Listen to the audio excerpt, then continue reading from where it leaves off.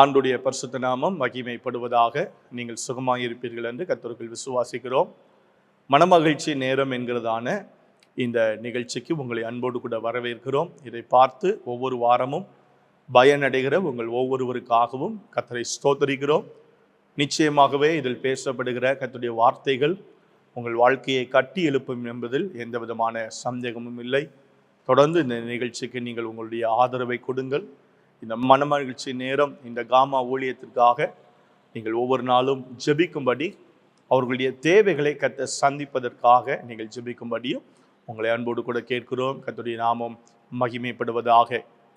ஆண்டுடைய வார்த்தையை உங்களுக்கு இன்றைய நாளிலும் நான் பிரசங்கிப்பதில் மிகவும் மகிழ்ச்சி அடைகிறேன். சங்கீத புஸ்தகம் 116 சங்கீதம், கடந்த 29ஆம் தேதி உங்களோடு பேசின செய்தியின் இன்னொரு பகுதியை உங்களுக்கு நான் போதிக்கும்படிக்கு நான் விரும்புகிறேன். சங்கீதம் 116 சங்கீதம் 12வது வசனம், கர்த்தர் எனக்கு செய்த எல்லா உபகாரங்களுக்காகவும் அவருக்கு எண்ணத்தை செலுத்துவேன்.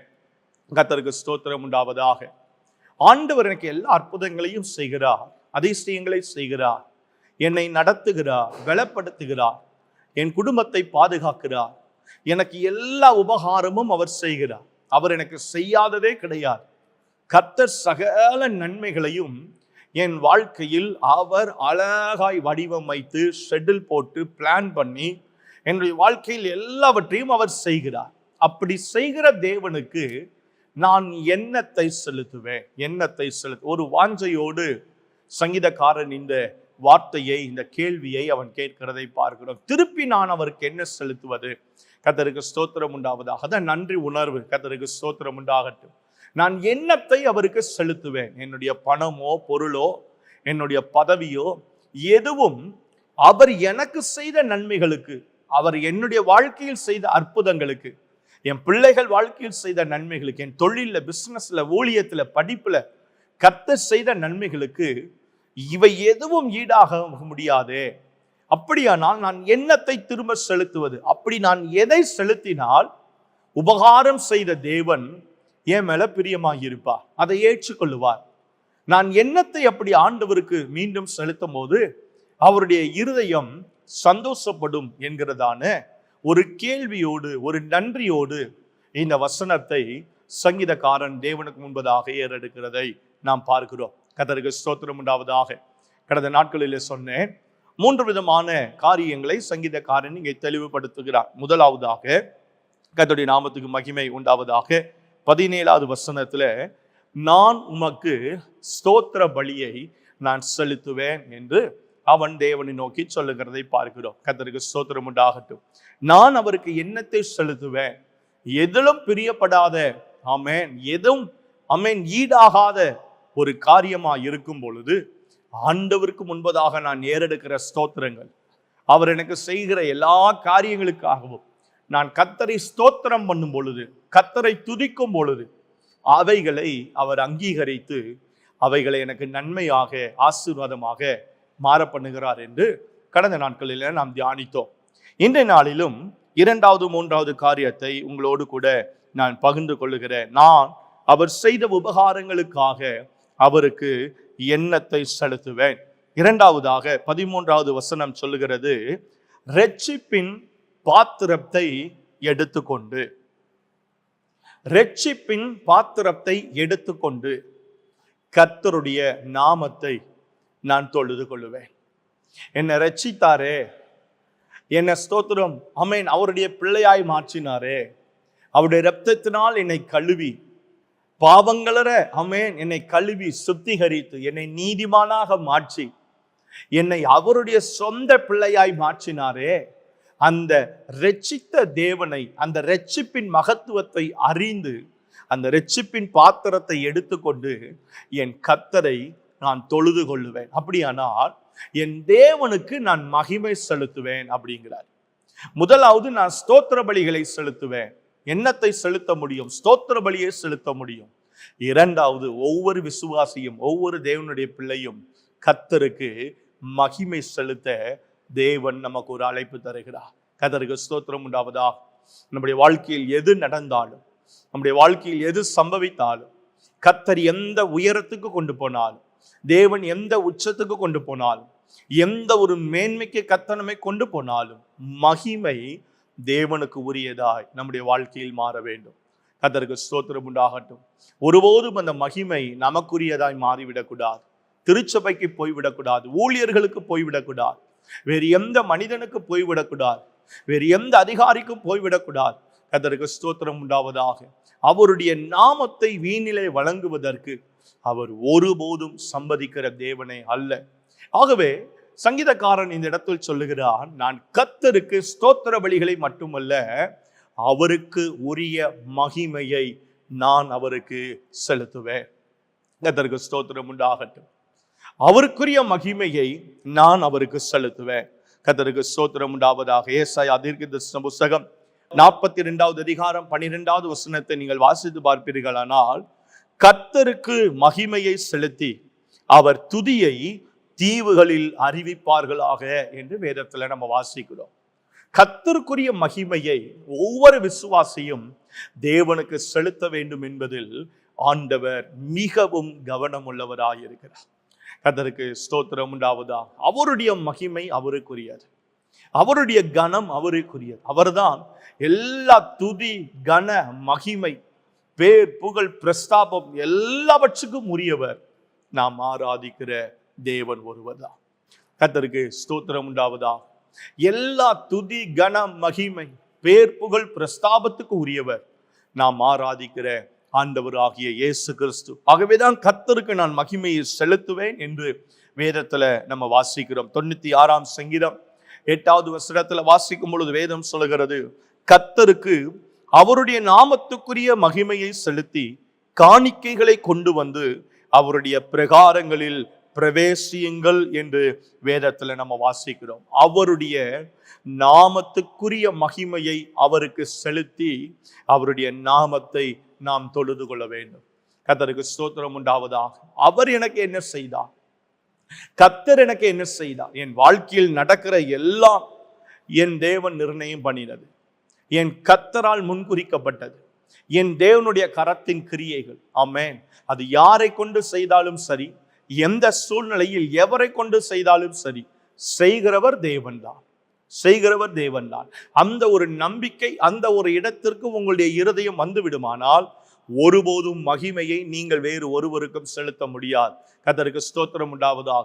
அதை தான் இங்கே வேதத்துல நம்ம வாசிக்கிறோம். அவருடைய நாமத்துக்குரிய மகிமையை அவருக்கு நான் செலுத்துவேன். காரணம், என் வாழ்க்கையில சம்பவிக்கிற ஒவ்வொரு காரியங்களிலும் ஒவ்வொரு மனிதர்கள் இருந்தாலும், ஒவ்வொரு சூழ்நிலைகளில் ஒவ்வொரு அதிகாரிகள் இருந்தாலும், இவை எல்லாவற்றுக்கும் காரணம் நான் நம்பி இருக்கிற கர்த்தருடைய நாமம். கர்த்தருக்கு ஸ்தோத்திரம் உண்டாவதாக.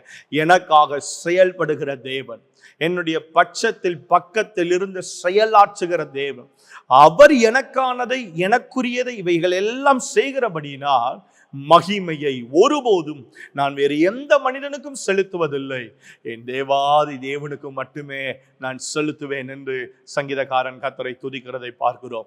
அருமையான தேவனுடைய பிள்ளைகளே, உங்கள் வாழ்க்கையில் தேவன் செய்கிற ஒவ்வொரு காரியங்களுக்காகவும் ஒவ்வொரு உபகாரங்களுக்காகவும் ஆண்டவருக்கு ஸ்தோத்திரம் செலுத்துவது மட்டுமல்ல, அவருடைய நாமத்துக்குரிய மகிமையை ஆண்டவருக்கு செலுத்த ஒருபோதும் தவறாதிருங்கள். 1 நாளாகமம் 16வது அதிகாரம் 29வது வசனத்துல நம்ம வாசிக்கிறோம், கர்த்தருக்கு அவருடைய நாமத்துக்குரிய மகிமையை செலுத்தி காணிக்கைகளை கொண்டு வந்து அவருடைய சந்நிதியில் பிரவேசியுங்கள், பரிசுத்த அலங்காரத்துடனே கர்த்தரை நீங்கள் என்ன செய்யுங்க, தொழுது கொள்ளுங்கள் என்று வேதத்துல நம்ம வாசிக்கிறோம்.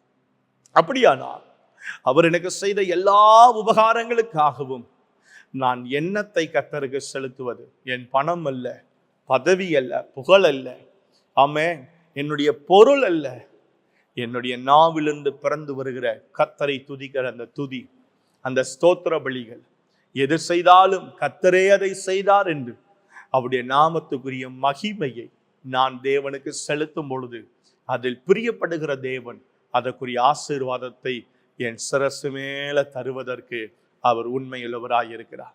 கர்த்தருக்கு ஸ்தோத்திரம் உண்டாவதாக. 3வது, நான் அவருக்கு எண்ணத்தை நான் செலுத்துவேன்.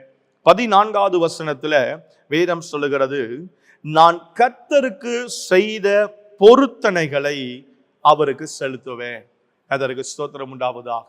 முதலாவது ஸ்தோத்திர பலியை செலுத்துவேன். இரண்டாவது கர்த்தருக்கு நான் மகிமை செலுத்துவேன். மூன்றாவது இதே சங்கீதக்காரன் சொல்லுகிறான், நான் கர்த்தருக்கு எல்லாருக்கும் முன்பாகவும் செய்த பொருத்தனைகளை நான் அவருக்கு செலுத்துவேன். கர்த்தருக்கு ஸ்தோத்திரம் உண்டாகட்டும்.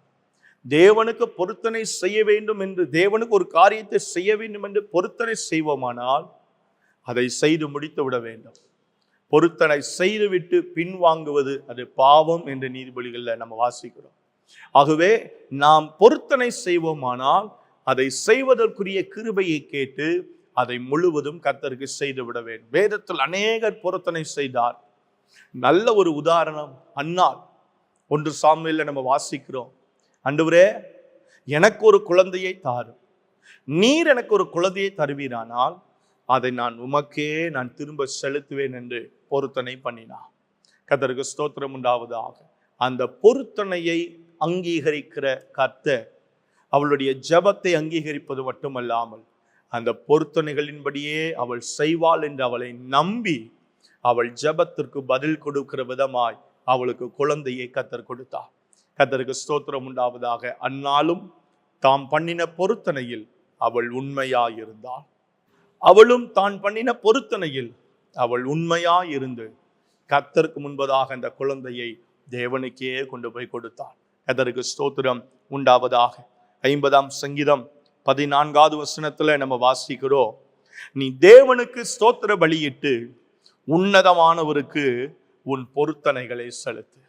கர்த்தருக்கு ஸ்தோத்திரம் உண்டாவதாக. கர்த்தருக்கு ஸ்தோத்திர பலி மட்டுமல்ல, ஆண்டவருக்கு மகிமை செலுத்துவது மட்டுமல்ல, ஆண்டவர் ஒரு அற்புதத்தை செய்யும் பொழுது, நன்மை செய்யும் பொழுது, ஒரு காரியத்தை ஆண்டவர் வாய்க்க பண்ணும் பொழுது, எவராலும் தீர்க்க முடியாத சில பிரச்சனைகளை கர்த்தர் உங்களுடைய வாழ்க்கையில் தீர்க்கும் பொழுது தேவனுக்கு பொருத்தனைகளை செலுத்துங்கள். கர்த்தருக்கு ஸ்தோத்திரம் உண்டாவதாக. 1000 ஸ்தோத்திர பலிகளை தேவனுக்கு செலுத்துங்கள். ஆமென். ஸ்தோத்திரம். உபவாசம் இருந்து தேவனுக்கு நன்றி செலுத்துங்கள். அந்த நன்றி உணர்வை தேவனுக்கு மீண்டும் நீங்கள் காண்பிப்பதன் அடையாளமாக நீங்கள் பொருத்தனைகளை செலுத்தும் பொழுது அதில் தேவன் பிரியப்படுகிறவராக, அதை அங்கீகரிக்கிறவராக, அதை உங்கள் வாழ்க்கையில் ஆசீர்வாதமானதாக அதை உங்களுக்கு மாற்றி தருவதற்கு என் தேவன் உண்மையுள்ளவராக இருக்கிறார். கர்த்தருக்கு ஸ்தோத்திரம் உண்டாவதாக. பொருத்தனை மிகவும் முக்கியம். பொருத்தனை தேவனுக்கு நாம் செலுத்துகிற ஒரு நன்றி உணர்வு, அதனுடைய அடையாளம். எனக்கு இதை செய்தீரே, நான் இதை செய்கிறேன் ஆண்டவரே, அதான் பொருத்தனை. கர்த்தருக்கு ஸ்தோத்திரம் உண்டாவதா. அதை சொல்லி செய்து தேவனுடைய சமூகத்தில் பொருத்தனையோடு ஒரு காரியத்தை நீங்க ஜெபம் பண்ணி பாருங்க. கர்த்தர் அந்த காரியத்தை உங்களுக்கு நன்மையாய் ஆண்டவர் வாய்க்க பண்ணுவார். கர்த்தருக்கு ஸ்தோத்திரம் உண்டாகட்டும். இந்த காரியத்தை எனக்கு செய்வீரானா, இதுல நான் இதை உமக்கு செலுத்துவேன் ஆண்டவரே, இந்த காரியத்தை நான் செய்வேன் ஆண்டவரே, 4 பேருக்கு நடுவில் உங்களுடைய நாமத்தை உயர்த்துவேன் ஆண்டவரே, சபை நடுவில் சாட்சி சொல்லுவேன் ஆண்டவரே, நீர் எனக்கு இதை தருவீரானால் இதுல ஒரு பகுதியை நான் உமக்கு தருவேன் ஆண்டவரே, சபை கட்டுமானத்துக்கு, மிஷனரிகளுக்கு, ஊழியர்களுக்கு, கர்த்தருக்கு செய்வேன் ஆண்டவரே. பொருத்தனை பண்ணுங்க. பொருத்தனை பண்ணி ஜெபம் பாருங்க. கர்த்தர் அந்த காரியத்தை உங்களுக்கு வாய்க்கும்படி செய்வார். கர்த்தருக்கு ஸ்தோத்திரம் உண்டாவதாக. 4வதாக சங்கீதம் 4:5 நம்ம வாசிக்கிறோம், நீதியின் பலிகளை நான் செலுத்தி கர்த்தர் மேல நான் நம்பிக்கையாக இருப்பேன். கர்த்தருக்கு ஸ்தோத்திரம் உண்டாவதாக. ஸ்தோத்திர பலிகளை செலுத்துவேன், மகிமையை செலுத்துவேன், பொருத்தனையை செலுத்துவேன், நீதியின் பலிகளை செலுத்துவேன். ஆமென். பலியில் அவர் பிரியப்படுகிறதல்ல, விரும்பினால் நான் செலுத்துவேன், உமக்கு பிரியமானதெல்லாம் நொறுங்குண்ட ஆவி என்று வேதத்துல நம்ம வாசிக்கிறோம். நீதியின் பலிகளை நான் செலுத்துவேன். அவர் எனக்கு செய்த எல்லா உபகாரங்களுக்காகவும் நான் அப்படி எண்ணத்தை கொடுத்து விட முடியும். நீதியின் பலிகளை செலுத்தும் பொழுது நீதியின் பலிகளில் பிரியப்படுகிறவர், அங்கீகரிக்கிறவர், அதை எனக்கு இரட்டந்தனையான ஆசீர்வாதமாக என் சிரசு மேல அதை மீண்டும் தருவதற்கு அவர் உண்மையுள்ளவராக இருக்கிறார். கர்த்தருக்கு ஸ்தோத்திரம் உண்டாவதாக. நெகேமியாவின் புஸ்தகம் 12வது அதிகாரம் 43 வாசிக்கிறோம், அந்நாளிலே மிகுதியான பலிகளை செலுத்தி தேவன் தங்களுக்கு மகா சந்தோஷத்தை உண்டாக்கினதினாலே மகிழ்ச்சியாயிருந்தார்கள். ஸ்திரீகளும் பிள்ளைகளும் கூட களி கூர்ந்தார்கள். எருசலேமின் களிப்பு தூரத்திலே அது கேட்கப்பட்டது என்று வேதத்துல வாசிக்கிறது. நீதியின் பலியை செலுத்தும் போது என்ன ஆகுமா? சந்தோஷம் உண்டாகுமா? அதற்கு ஸ்தோத்திரம் உண்டாகும், களிப்பு உண்டாகும். மகிழ்ச்சி உண்டாகும், மன மகிழ்ச்சி உண்டாகும். இந்த மன மகிழ்ச்சியின் நேரத்தை பார்த்து கொண்டிருக்கிற அருமையான தேவனுடைய பிள்ளைகளே, நீங்கள் நீதியின் பலியை செலுத்தும் பொழுது இந்த மன மகிழ்ச்சி உங்களுக்குரியதாய் மாறும். உங்க வீடுகள்ல இந்த சமாதானம் தங்கி இருக்கும். உங்க வீட்டுல இந்த சமாதானம், அமேன், இந்த சந்தோஷம் தங்கி இருக்கும். உங்க வீட்டுல அழுகையின் சத்தங்கள், புலம்பலின் சத்தங்கள் மாறி ஒரு களிப்பின் சப்தத்தை எம் தேவன் அவர் உரைக்க பண்ணுவார். எஸ்றா 6வது அதிகாரம் 10வது வசனத்துல வாசிக்கிறோம், எருசலேமில் இருக்கிற ஆசாரியர்கள் பரலோகத்தின் தேவனுக்கு சுகந்த வாசனையான பலிகளை செலுத்தி ராஜாவுக்கும் அவர் குமாரருக்கும் தீர்க்காயுசு உண்டாக மன்றாடும்படிக்கு இப்படி செய்யப்படுவதாக என்றவர்கள் கர்த்தரை ஸ்தோத்திரித்தார்கள். கர்த்தரை ஸ்தோத்திரம் உண்டாவதாக. 2 நாளாகமும் 7:4 வாசிக்கிறோம், அப்பொழுது ராஜாவும் சகல ஜனங்களும் கர்த்தருடைய சந்நிதியிலே அவர்கள் பலிகளை செலுத்தினார்கள். நீதியின் பலிகளை செலுத்தும் பொழுது அந்த பலியினுடைய விளைவு ஒரு மகிழ்ச்சியாய் நம்முடைய வாழ்க்கையில் விதைக்கப்படுகிறது. கர்த்தருக்கு ஸ்தோத்திரம் உண்டாவதாக. கட்டுகளை அவர் அவிழ்த்தபடினால் ஸ்தோத்திர பலிகளை செலுத்துவேன். உபகாரம் செய்தபடினால் இரட்சிப்பின் பாத்திரத்தை எடுத்துக்கொண்டு ஆண்டவருக்கு நான் மகிமை செலுத்துவேன். என்னுடைய நன்றி உணர்வை காட்டுவதற்கு ஆண்டவருக்கு நான் பொருத்தனை செய்வேன். நீதியின் பலிகளை செலுத்தி கர்த்தரை துதிப்பேன் என்று சங்கீதக்காரன் சொல்லுகிறதை பார்க்கிறோம். ஸ்தோத்திர பலிகளை கர்த்தருக்கு செலுத்துங்க, மகிமையை தேவனுக்கு செலுத்துங்க, நீதியின் பலிகளை ஆண்டவருக்கு செலுத்துங்க. அவர் அற்புதம் செய்யும் பொழுது பொருத்தனை செய்து ஜெபித்து அந்த பொருத்தனைகளை ஆண்டவருக்கு முன்பதாக கொண்டு போங்க. இவர்களை அங்கீகரிக்கிற கர்த்தர் எல்லா மன மகிழ்ச்சியும் உங்கள் இருதயத்தில் கூடியிருக்கும்படிக்கு தேவன் உங்களுக்கு அனுக்கிரகம் செய்ய அவர் போதுமானவர். உங்களுக்காக நான் ஜெபிக்கிறேன். நல்ல பிதாவே, உம்மை நன்றியோடு நாங்கள் ஸ்தோத்திரிக்கிறோம். நீர் செய்த எல்லா உபகாரங்களுக்காகவும் நாங்கள் எண்ணத்தை செலுத்த முடியும். இரட்சிப்பின் பாத்திரத்தை எடுத்துக்கொண்டு உமக்கு மகிமை செலுத்துவதை தவிர, பொருத்தனை செலுத்துவதை தவிர, நீதியின் பலிகளை செலுத்துவதை தவிர வேறொன்றும் உமக்கு உகந்ததாய் மாற முடியாது. இந்த நல்ல நிகழ்ச்சிக்காக ஸ்தோத்திரம். இந்த வார்த்தையை கேட்ட ஒவ்வொருவரையும் கர்த்தர் ஆசீர்வதித்து பலப்படுத்தி ஆண்டவரே உம்முடைய கிருபையினால் ஒவ்வொருவரையும் நீ நிறைத்து சமாதானமாய் அவர்கள் வாழ்க்கையும் குடும்பமும் உள்ளமும் இருக்க தேவரே நீர் அனுக்கிரகம் பண்ணுவீராக. சகல கிருபை பொருந்தின தேவனுடைய சமாதானம் எல்லாருடைய உள்ளங்களையும் ஆட்கொள்ளட்டும். இந்த நிகழ்ச்சியை நடத்துகிற, இதை செய்கிற ஒவ்வொருவரையும் கர்த்தாவே நீர் ஆசீர்வதித்து இன்னும் பல ஆயிரங்களுக்கு இதை மகிமையாய் கர்த்தர் மாற்றி கொடுப்பீராக. அப்படி நாம் மாத்திரம் மகிமைப்படட்டும். துதிகன மகிமைகள் நமக்கு கொடுக்கிறோம். இயேசுவின் அற்புதமான நாமத்தில் வேண்டி ஜெபிக்கிறோம் எங்கள் நல்ல பிதாவே. ஆமென், ஆமென், ஆமென். உங்கள் ஒவ்வொருவரையும் ஆண்டவர் ஆசீர்வதிப்பாராக. ஆமென், ஆமென்.